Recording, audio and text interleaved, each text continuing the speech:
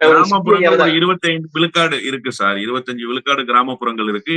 75 ம். விழுக்காடு திருச்சி மாநகரை ஒட்டிய பகுதிகள் தான். அந்த மாநகராட்சிக்கு உள்ளடக்கிய பகுதிகள் தான் அதிகபட்சமாக இருக்கக்கூடிய பகுதி. இவருக்கு ஒரு தவறான இன்ஃபர்மேஷனை யாரோ குடுத்திருக்காங்க. நான் அதனால தான் சொல்றேன். கிரவுண்ட் ரியாலிட்டியே தெரியாம விஜய் துவக்கத்திலிருந்தே நகர்ந்து கொண்டே போறாருன்னு. கோயமுத்தூர ம். வந்து கமலஹாசன் தேர்வு செய்ததற்கும், விருதாச்சலத்தை ம். விஜயகாந்த் தேர்வு செய்ததற்குமான பின்னணிய கொஞ்சம் கவனத்துல எடுக்க வேண்டிய கட்டாயம் இருக்கு. ஏற்கனவே கேப்டன் ம். மன்றங்கள் இருந்த காலத்தில் இருந்து வட மாவட்டத்தை பொறுத்த வரைக்கும் விஜயகாந்துக்கு ஒரு ஸ்ட்ராங் ஹோல்டு இருக்கு. அதுவும் விருதாச்சலம் மாதிரியான, ரிஷிவந்தியம் மாதிரியான பகுதிகள்ல, உளுந்தூர்பேட்டை மாதிரியான பகுதிகள்ல விஜயகாந்துக்கு ஒரு பெரிய வரவேற்பு. அந்த பகுதிகளை அவர் கடந்து தென் மாவட்டத்துக்குள்ள நுழையிறாருனாலே சாலைகளின் இருமறைகளும் நின்று மக்கள் வரவேற்கிற காட்சியெல்லாம் தமிழ்நாடு பார்த்திருக்கு. அதன் அடிப்படையில் அவர் அந்த தொகுதியை தேர்வு செய்யறார். அந்த தொகுதியும் அவரை ஏற்றுக்கொள்றாங்க.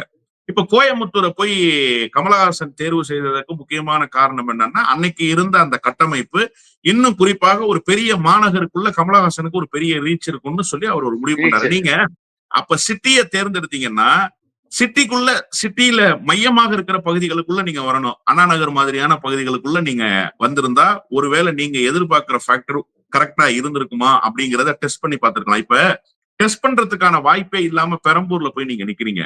பெரம்பூர் வந்து என்னதான் சிட்டியாகவே இருந்தாலுமே கூட, வடசென்னையை ம். பொறுத்தவரை அந்த கிரீமி லேயர் சமூகங்களுக்குள்ள அந்த வடசென்னை பகுதி எப்பவுமே விளிம்பு நிலை மக்களினுடைய பகுதி தான். நம்ம ஆமா. ஏற்கனவே ஜீவா டுடேல ஒரு முறை ஃபுட்பால் குறித்து பேசும்போது கூட அந்த மக்களினுடைய வாழ்நிலை குறித்து ம். பேசியிருந்தோம்.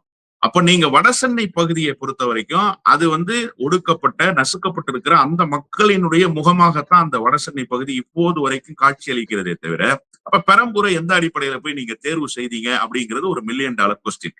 அப்ப திருச்சி கிழக்குல என்ன சார் அப்படின்னா, அவர் ஜோசப் விஜய்ன்னு தன்னுடைய பெயர் இருக்கிற காரணத்தாலேயே அங்க இருக்கிற ஆ. கிறிஸ்தவ சமூகங்களுடைய வாக்குகள் கிடைச்சிரும் அப்படிங்கிற முடிவுக்கு வர்றாரு. அப்ப பாஜகவுக்கு உங்களுக்கு என்ன சார் பெரிய வேறுபாடு?